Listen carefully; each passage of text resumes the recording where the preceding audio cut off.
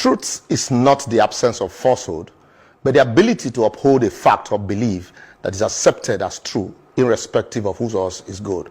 And until truth stands tall in our country, justice and a sane society will continually elude us. Nigeria and the value of truth. What is our truth? I ask these simple questions because with the COVID-19 pandemic, the past few weeks have been further exposed our deceit, lies, propaganda, and barefaced falsehood as a government and people in Nigeria. Is it with the death of the chief of staff to the president, or the lies and uncertainty about the death in Kano, to the crowd at most of the burials? But why people in Lagos were complaining about the crowd at the burial of Sheikh Gomi Modugoni, a reverend cleric in Maiduguri last week, we kept silent in the face of the mammoth crowd and traffic in Lagos on the 4th of May, despite the state directives to the contrary.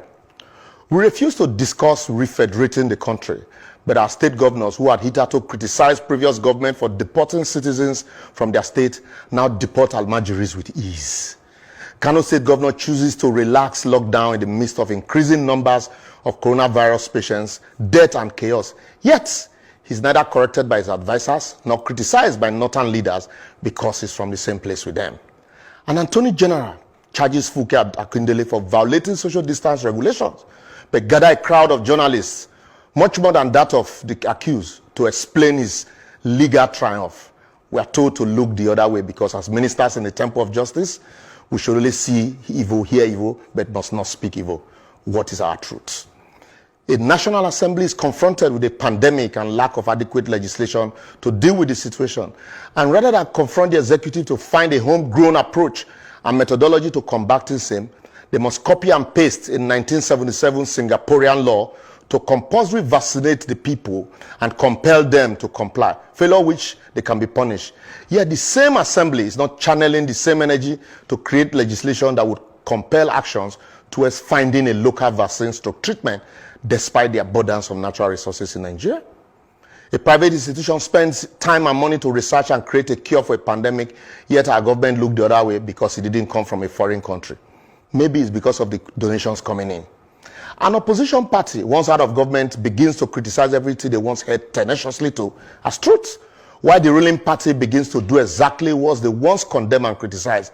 Yet the wheelers and hailers in us will queue behind them, and we want truth.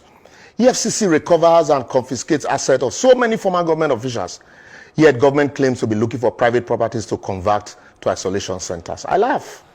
A president is unavailable to answer burning questions, provide leadership and give answers to concise questions and a clear-cut direction in a pandemic situation apart from a pre-recorded broadcast, and we refuse to inform him that is a recipe for failure and disaster because we want to be politically correct. We divert money and palliative meant for the poor in a war situation into private use, forgetting that we might not live to spend such money, and the government is too calm to investigate same. Government issues directives and instructions on managing the crisis, while those in government flout same sanctions. The rest of us bluntly refuse to comply, yet we want the abatement of the pandemic.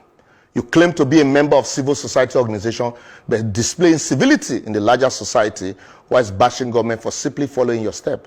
I ask you, what's your truth? And I'm sure when all of this is over, our pastors and imams will tell their faithful to come for Thanksgiving with nairas, pounds, dollars, and euro to celebrate the defeat of the virus, despite not doing anything to contribute to the cure. Foolishly, we must all go, as they say, touch not my anointed and do my prophet no harm.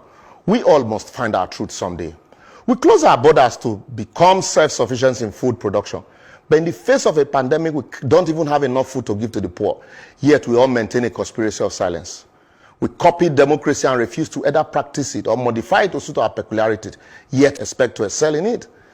My advocacy today would be, until we find our truth as a country and stand with it, irrespective of our tribe, position, religion, or political affiliation, be it in government or out of government, because our leaders are drawn from among us, we will keep dancing in circles and pointing accusing fingers at one another, but ourselves, until we disintegrate as a country, which if care is not taken, might be sooner than expected. This is my truth. When you find yours, add it here, say it loud, stand for it and defend it, even if you stand alone.